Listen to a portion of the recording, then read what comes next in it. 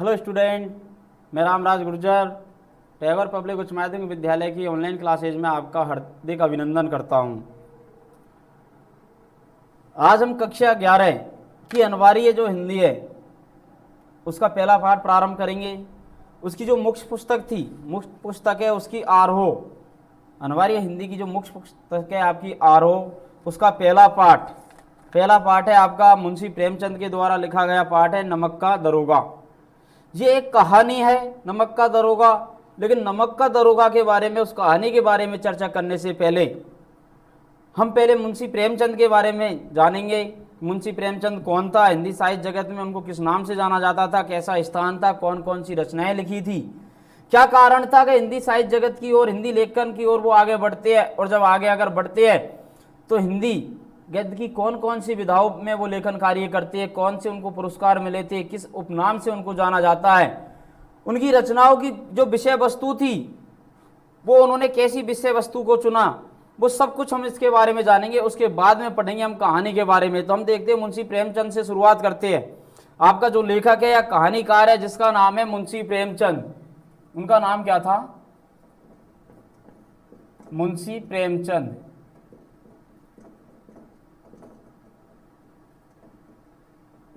मुंशी प्रेमचंद के जन्म के बारे में कहा जाता है। मुंशी प्रेमचंद का जन्म सन 1880 ईस्वी में, सन 1880 ईस्वी में एक गांव था लम्ही गांव,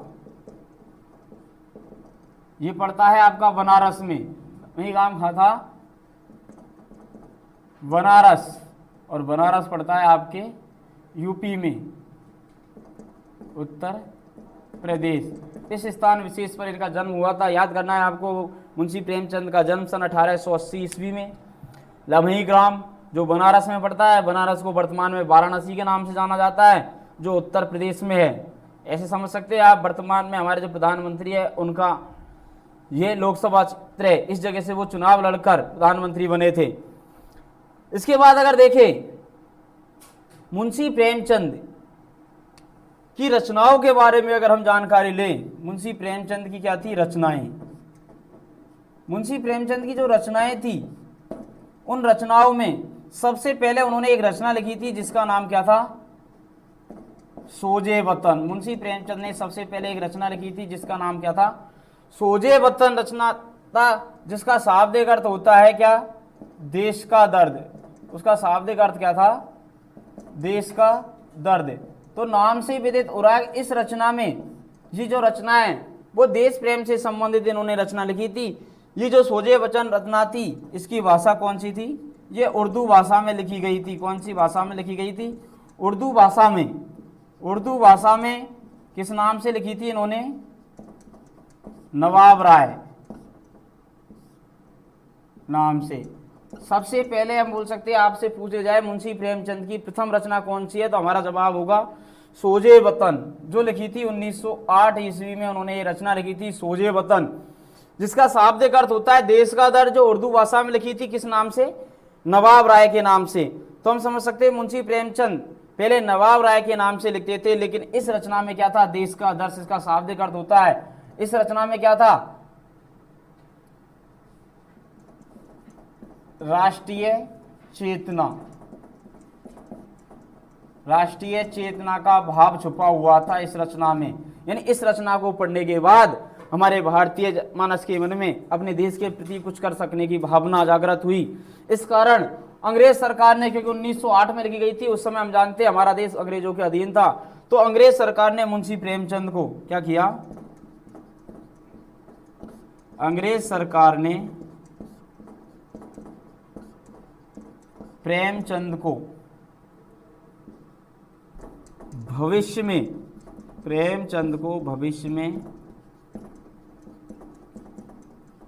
न लिखने की चेतावनी देकर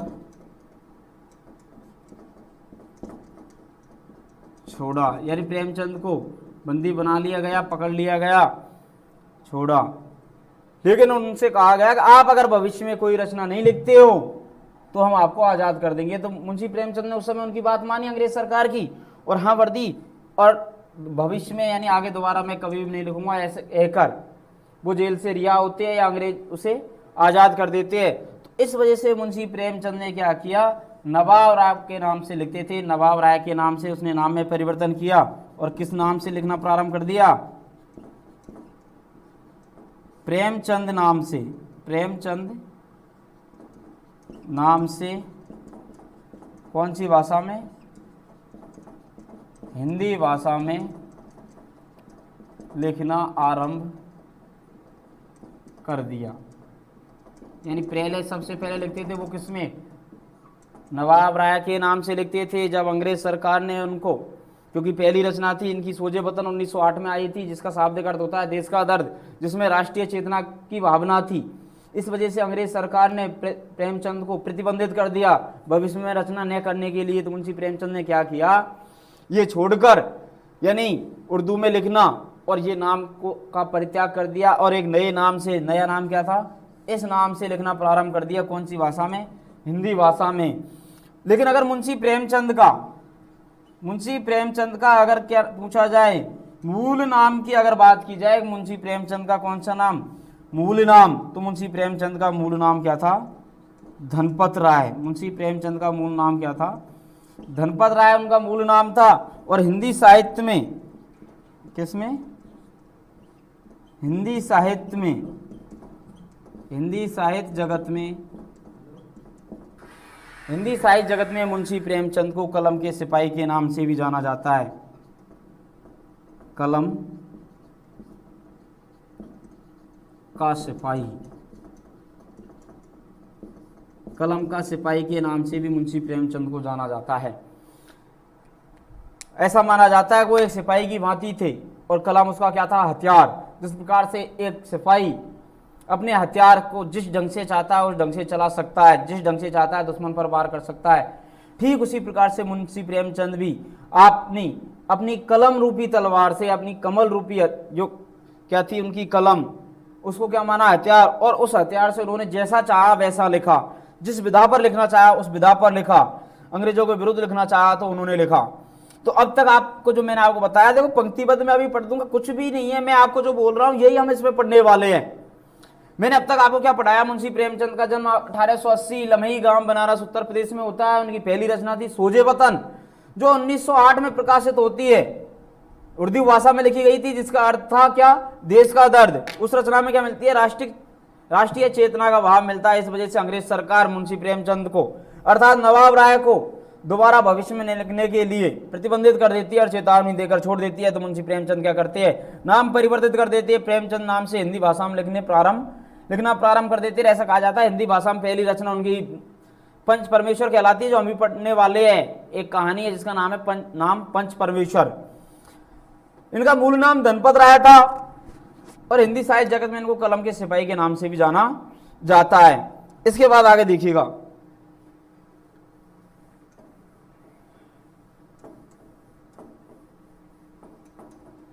इसके बाद अगर हम देखते हैं मुंशी प्रेमचंद को, तो मुंशी प्रेमचंद की हम रचनाओं की बात कर रहे थे, तो मैंने एक पहली रचना बताई। उसके बाद अगर देखें तो उन्होंने क्या लिखे थे, हिंदी गद्य में क्या लिखे थे, उपन्यास। क्या लिखे थे, उपन्यास लिखे थे। उपन्यासों में उनका उपन्यास था कौन सा, सेवा सदन, प्रेमाश्रम, गबन,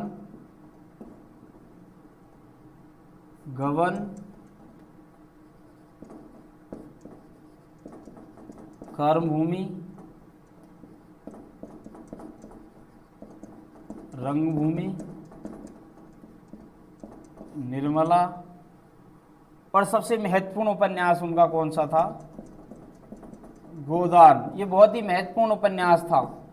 तो ऐसे उन्होंने क्या लिखे थे, उपन्यास लिखे थे। मुंशी प्रेमचंद ने क्या लिखे थे, उपन्यास लिखे थे। सेवा सदन, प्रेमाश्रम, गबन, कर्मभूमि, रंगभूमि, निर्मला और गोदान।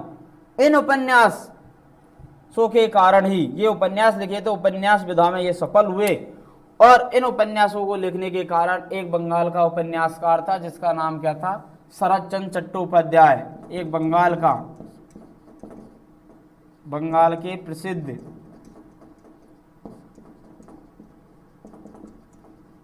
उपन्यासकार ने प्रेमचंद को उपन्यास सम्राट कहकर पुकारा। प्रेमचंद को क्या कहकर पुकारा? उपन्यास सम्राट। मुंशी प्रेमचंद को उपन्यास सम्राट कहकर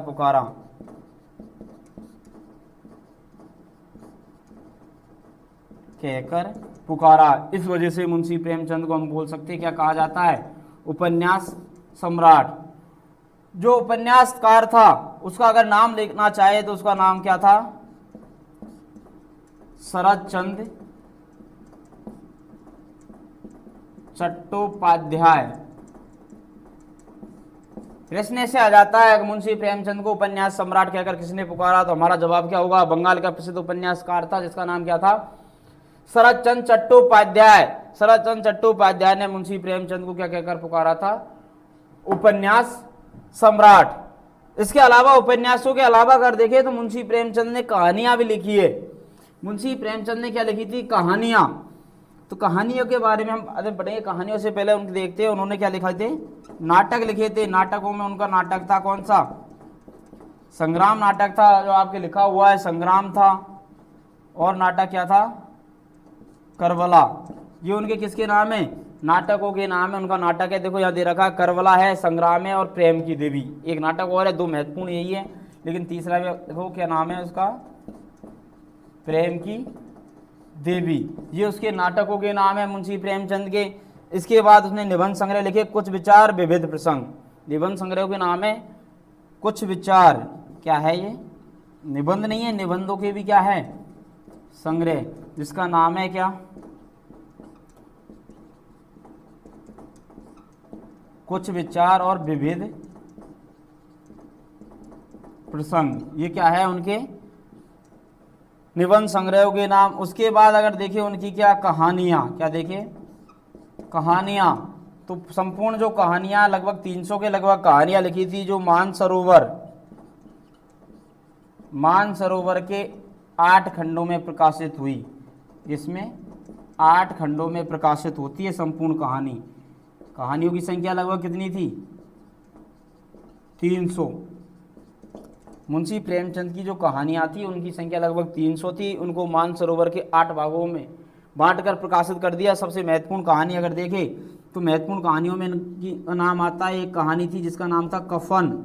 एक कहानी थी इनकी क्या? फूस की रात। कौन सी थी? फूस की रात। एक कहानी थी इनकी बड़े घर की बेटी। एक कहानी थी इनकी क्या? पंच परमेश्वर। ये इनकी क्या है? कहानियों के शीर्षक। तो ये लिखने वाले थे। मैं तो कह रहा हूं हिंदी साहित्य जगत में अलग से पहचान दिलाने वाले थे मुंशी प्रेमचंद। कौन सी विधा को? उपन्यास और कहानी विधा को अलग से पहचान दिलाने वाले थे। इसी के कारण मुंशी प्रेमचंद को उपन्यास सम्राट कहा जाता है। और सम्राट कहने वाले बंगाल के प्रसिद्ध उपन्यासकार थे जिसका नाम था शरद चंद्र चट्टोपाध्याय। तो देखो इसका परिचय मैंने आपको सारांश रूप में बताया। अब हम विस्तार से चर्चा में लेंगे। एक बार मैं पुनः बता देता हूं जो मैंने अभी तक आया है। मैंने आपको बताया था मुंशी प्रेमचंद का जन्म सन 1880 ईस्वी में लम्ही ग्राम जो बनारस में पड़ता है, उत्तर प्रदेश में इनका जन्म हुआ था। होने के बाद हमने देखा था सबसे पहले 1908 में पहली रचना लिखते, किस नाम से? नवाब राय के नाम से एक रचना लिखते हैं जिसका नाम था सूजे वतन, जिसका शाब्दिक अर्थ होता है देश का दर्द। उसमें राष्ट्रीय चेतना का भाव था। इस वजह से अंग्रेज सरकार के द्वारा मुंशी प्रेमचंद को भविष्य में न लिखने के लिए प्रतिबंधित कर दिया जाता है, चेतावनी देकर छोड़ दिया जाता है। तो मुंशी प्रेमचंद क्या कर देते हैं? नवाब राय के नाम से परित्याग कर देते हैं, उर्दू में लिखने से परित्याग कर देते हैं, हिंदी भाषा को अपना लेते हैं। प्रेमचंद के नाम से हिंदी भाषा में लिखना प्रारंभ करते हैं। हिंदी भाषा में जो लिखते हैं तो पहले वो लिखते हैं उपन्यास लिखते हैं। उपन्यासों में उनके उपन्यास थे रंगभूमि, कर्मभूमि, सेवा सदन, गवन, निर्मला और गोदान उपन्यास लिखते। इन उपन्यासों के कारण बंगाल का जो प्रसिद्ध उपन्यासकार था शरद चंद्र चट्टोपाध्याय, वो इनको उपन्यास सम्राट कहकर पुकारता है। इसके बाद इन्होंने कहानियां लिखी थी। कहानियां इनकी बहुत महत्वपूर्ण कहानी थी जिनका मैंने नाम बताया था आपको। फूस की रात, कफन, बड़े घर की बेटी, पंच परमेश्वर, ये उनकी कहानियां थी। वैसे लगभग 300 के लगभग कहानियां लिखी थी जो मानसरोवर के 8 खंडों में प्रकाशित हुई थी। इन कहानियों के बाद इन्होंने कुछ नाटक भी लिखे थे। नाटकों में संग्राम है, करबला है, 2 नाटक थे महत्वपूर्ण। उसके बाद एक नाटक और था जो महत्वपूर्ण नहीं है, आपको याद भी नहीं करना है। उसके बाद कुछ निबंध संग्रह थे, और निबंध संग्रहों में कुछ विचार और विविध प्रसंग, ये दो क्या थे, निबंधों के संग्रह। और 1936 में इनका निधन हो जाता है। अब हम विस्तार से चर्चा में लेते हैं इस पाठ को। देखिएगा, पहला ही पेज देखिएगा। प्रेमचंद हिंदी कथा साहित्य के शिखर पुरुष माने जाते हैं। कथा साहित्य, कथा साहित्य हम किसे बोलेंगे, कहानी, कहानी कह लो, कथा कह लो, बात एक ही है। मुंशी प्रेमचंद को हम देखते हैं तो हिंदी जो कथा साहित्य था उसके शिखर पुरुष, शिखर बोलते हैं हम चोटी को, यानी हिंदी साहित्य में कहानी लिखने वाले जितने भी कहानीकार थे उनमें सिर पर धारण करने योग्य थे, सबसे ऊंचे थे, या उनको सबसे ज़्यादा मान सम्मान ख्याति प्रसिद्धि मिली थी किसके क्षेत्र में, हिंदी कहानी के क्षेत्र में। हिंदी कथा, या फिर मैं बोल सकता हूँ क्या, कथा साहित्य जो शब्द आया है इसके शिखर पुरुष माने जाते हैं। शिखर यानी अगर देखिए शाब्दिक अर्थ शिखर का क्या होता है, चोटी होता है। लेकिन यहाँ हम क्या लेंगे कि हिंदी में कहानी लिखने वाले जितने भी क्या थे, कहानीकार थे, जितने भी क्या थे, कहानीकार, उनमें कहानीकारों में ये क्या थे, शिरोमणि के समान, सिर पर धारण करने के समान थे, सबसे अच्छी कहानी लिखने वाले थे। इनकी कहानियों की जो विषय वस्तु थी, कथानक थी, वो भी समय के अनुकूल था, उस कालजयी कृति कहलाती है। कथा साहित्य के इस शिखर पुरुष का बचपन अभावों में भी था। देखो, मैं आपको कई बार बताता हूँ कि कवि लेखक बनने के पीछे भी स्थिति होती है, क्योंकि कवि लेखक कौन बनता है, जो व्यक्ति क्या कर सकता है, अत्यधिक कल्पना कर सकता है, अत्यधिक क्या कर सकता है, वो चिंतन कर सकता है, वही व्यक्ति कवि बन आता है। तो जिसके पास अभाव होंगे, बचपन में परेशानी आ जाएगी, कठिनाई आ जाएगी, तो वह व्यक्ति क्या करने लग जाएगा, चिंतन करने लग जाएगा, और चिंतन से ही वो क्या लिख सकता है, कल्पना करेगा, चिंतन करेगा, तो किसी भी चीज की रचना कर सकता है। तो ये भी ऐसे ही थे, माता पिता की मृत्यु हो जाती है तो बचपन में क्या थे, अभाव थे, कमियां थी। स्कूली शिक्षा पूरी करने के बाद पारिवारिक समस्याओं के कारण जैसे तैसे बीए तक की पढ़ाई की, यानी विद्यालय शिक्षा करने के बाद जैसे तैसे कर ये महाविद्यालय तक पहुंच जाते और क्या कर लेते हैं, बीए तक की, कहने का मतलब है स्नातक कर लेते हैं। अंग्रेजी में एमए करने चाहते थे, अंग्रेजी विषय में ये पोस्ट ग्रेजुएट या हम बोल सकते हैं स्नातकोत्तर करना चाहते थे अंग्रेजी विषय में, लेकिन परिवार की आर्थिक स्थिति दयनीय होने के कारण इन्हें नौकरी करनी पड़ी। हालांकि इनको नौकरी मिल जाती है, अंग्रेजी में एमए करना चाहते थे लेकिन जीवन यापन के लिए नौकरी करनी पड़ी। सरकारी नौकरी मिली भी, सरकारी नौकरी मिल जाती है, लेकिन महात्मा गांधी के असहयोग आंदोलन में सक्रिय हो जाने के कारण त्यागपत्र देना पड़ा। समझने का प्रयास करना, मैंने आपको बताया था जन्म होता है 1880 में, और महात्मा गांधी के द्वारा जो असहयोग आंदोलन चलाया गया था, असहयोग आंदोलन जो चलाया था महात्मा गांधी ने, वो चलाया था 1920 ईस्वी में। तो इस कालखंड में 1920 ईस्वी में महात्मा गांधी के असहयोग आंदोलन से या महात्मा गांधी से पूरी तरह से क्या हो जाते हैं, मुंशी प्रेमचंद ये उस समय प्रभावित हो जाते हैं, और प्रभावित होकर ये क्या करते हैं, असहयोग आंदोलन में हमने देखा था विदेशी वस्त्रों की होली जलाई गई थी, सरकारी जो विद्यालय थे, कॉलेज थे, उनको बहिष्कृत किया गया था, सरकारी नौकरी से त्याग पत्र दिया गया था। तो ये मुंशी प्रेमचंद भी ऐसे ही प्रभावित हो जाते हैं, और अंग्रेज सरकार के द्वारा इनको जो नौकरी मिली थी उससे क्या दे देते हैं, त्याग पत्र दे देते हैं, नौकरी से इस्तीफा दे देते हैं, नौकरी को छोड़ देते हैं। आंदोलन में सक्रिय होने के कारण त्यागपत्र देना पड़ा। राष्ट्रीय आंदोलन से जुड़ने के बावजूद लेखन कार्य सुचारू रूप से चलता रहा, यानी भारतीय राष्ट्रीय आंदोलन से जुड़ जाते हैं सक्रिय रूप से, ये स्वयं जुड़ जाते हैं पत्नी के साथ, पत्नी भी इनका कंधे से कंधा मिलाकर सहयोग करती है, लेकिन साथ ही साथ ये लेखन कार्य से पीछे नहीं हटते हैं, और लेखन कार्य में भी जनता को क्या करते हैं, ये राष्ट्रीय भावना से उत्प्रोत करते हैं, जागृत करने का प्रयास करते हैं, जिससे वो आंदोलन में भाग ले सके। महात्मा गांधी के द्वारा जो आंदोलन चलाए गए थे, 1930 में फिर आंदोलन चलाया था उसने सविनय आंदोलन, सविनय अवज्ञा आंदोलन, 1942 में चलाया था भारत छोड़ो आंदोलन। ऐसे आंदोलन में भाग ले सके, आंदोलन को सफल बना सके, इस वजह से ऐसी रचनाएं लिखते थे ये। उनके जीवन का राजनीतिक संघर्ष उनकी रचनाओं में, उनके जीवन का अगर राजनीतिक संघर्ष देखना हो तो उनकी रचनाओं को पढ़ लो। मैं तो कह रहा हूँ किसी भी कवि या लेखक का हमें क्या पढ़ना है, क्या जानना है, उनका चरित्र अगर देखना है तो उनकी क्या पढ़ लो, रचना पढ़ लो। उनकी रचनाओं में उनका चरित्र उभर कर आएगा। किसी भी व्यक्ति विशेष के बारे में आपको जानना है तो उनकी रचना पढ़ लो, जरूरी नहीं आत्मकथा ही पढ़ो, आत्मकथा से तो स्पष्ट रूप से हमारे सामने आ जाएगा, लेकिन वैसी रचनाओं में भी आ जाएगा, क्योंकि कोई भी व्यक्ति अपनी इच्छा के अनुरूप, ये बोल सकते हैं अपने स्वभाव के अनुरूप ही क्या लिखेगा, वो रचनाएं लिखेगा। तो उनके स्वभाव की, उसके चरित्र की कुछ न कुछ विशेषता उनकी रचनाओं में स्पष्ट रूप से झलकती है। पत्नी शिवरानी देवी के साथ अंग्रेजों के खिलाफ आंदोलन में हिस्सा लेते रहे। उनके जीवन का राजनीतिक संघर्ष उनकी रचनाओं में सामाजिक संघर्ष बन के सामने आया है, जिसमें जीवन का यथार्थ और आदर्श दोनों है। अगले पेज पर देखिएगा, जीवन का यथार्थ और आदर्श, ये दोनों शब्दों को आप देख लो एक बार। देखो, कोई भी व्यक्ति विशेष होता है, उसके जीवन में ये दो घटनाएं चलती रहती है, एक होता है यथार्थ और एक होता है आदर्श।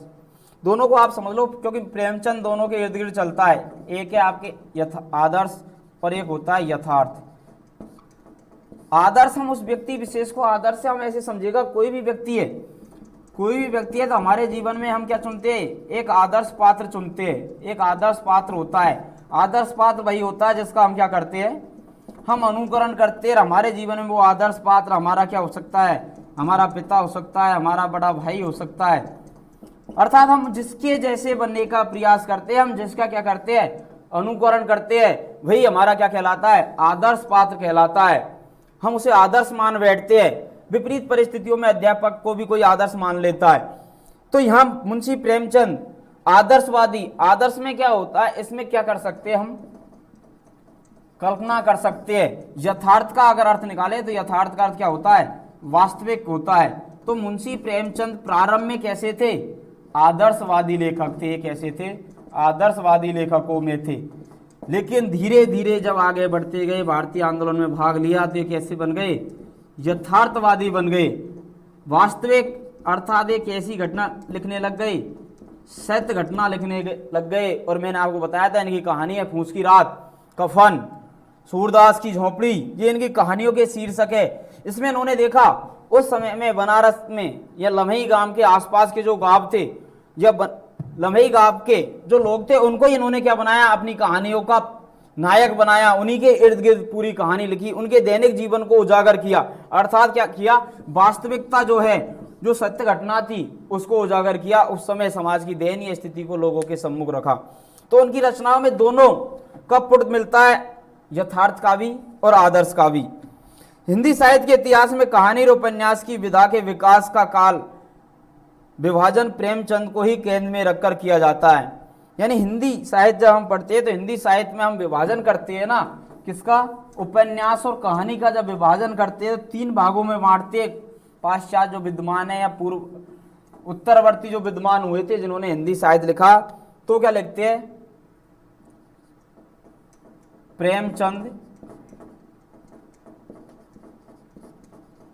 पूर्व युग, यानी हिंदी किसका, कहानी व उपन्यास। उपन्यास का क्या करते हैं, जब काल विभाजन किया गया तो और कोई नाम नहीं मिला, क्योंकि कोई ऐसा कोई व्यक्ति नहीं था, ऐसी कोई परिस्थिति नहीं थी, ऐसी कोई विषय वस्तु नहीं थी जिसके आधार पर नामकरण कर सके।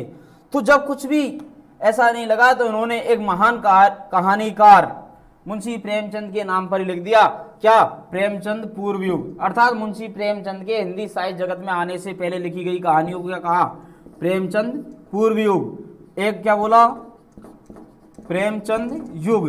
यानी जब मुंशी प्रेमचंद स्वयं कहानी लिखते थे उस कालखंड को क्या बोला, प्रेमचंद युग। और मुंशी प्रेमचंद के मर जाने के उपरांत अर्थात 1936 के बाद में जो कहानी लिखी गई थी उसको नाम क्या दिया था, प्रेमचंद। प्रेमचंद की ऐसी मृत्यु हो जाती है, प्रेमचंद मर जाते हैं, तो उसके लिए नाम क्या दिया था उन्होंने, प्रेमचंदोत्तर युग। प्रेमचंदोत्तर युग, ये बना आपका प्रेम चंद प्लस उत्तर, और ये आपकी गुण संधि है।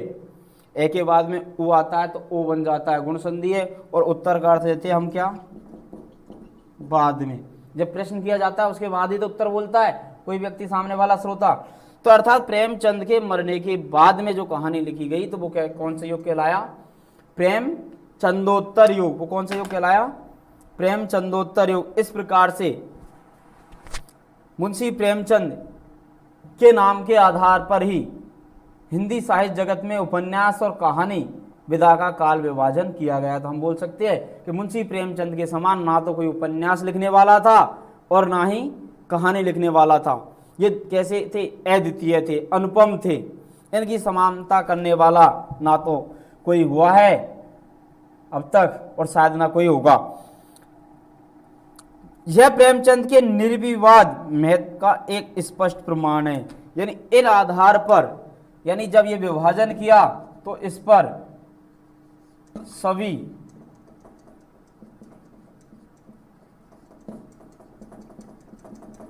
हिंदी साहित्य लिखने वाले एक मत हो गए। ये बहुत अच्छी बात है कि हिंदी साहित्य का जिन्होंने इतिहास लिखा वो एक बात पर, किसी एक बात पर एक मत हो जाए, ये बहुत कम देखने को मिलेगा। लेकिन यहाँ किसी ने भी इस बात का खंडन नहीं किया कि भाई मुंशी प्रेमचंद के नाम के आधार पर ही हम उपन्यास और कहानी का नामकरण कर सकते हैं, 3 भागों में विभाजित कर सकते हैं। यानी सभी हिंदी साहित्य का इतिहास लिखने वाले क्या हुए? एक मत हो गए, सहमत हो गए। तो ये एक प्रकार से क्या हुआ? एक प्रमाण हो जाता है, एक सबूत हो जाता है। ये निर्विवाद शब्द आया आपके, निर्विवाद। और आप जानते हैं अव्ययभाव समास का उदाहरण है ये, या फिर उपसर्ग लगा हुआ है, निर्यान नहीं, विवादयान होता है लड़ाई झगड़े की स्थिति। यानी यहाँ लड़ाई झगड़े की कोई स्थिति नहीं हुई, कोई विवाद ही नहीं हुआ, कोई बहस ही नहीं हुआ, कोई तर्क नहीं हुए। सबने बिना कुछ कहे, बिना बात काटे छाटे इस बात को से हर स्वीकार कर लिया खुशी के साथ में। भाई ये सही बात है कि मुंशी प्रेमचंद के समान ना ही तो किसी ने उपन्यास लिखा है, ना ही कोई कहानी लिखी है। तो उन्हीं के नाम के आधार पर ये उनका काल विभाजन कर दिया। प्रेमचंद पूर्वयुग यानी प्रेमचंद से पहले लिखी गई कहानियाँ, प्रेमचंद के समय में लिखी गई कहानियाँ और प्रेमचंद की मृत्यु के बाद लिखी गई कहानियाँ या उपन्यास।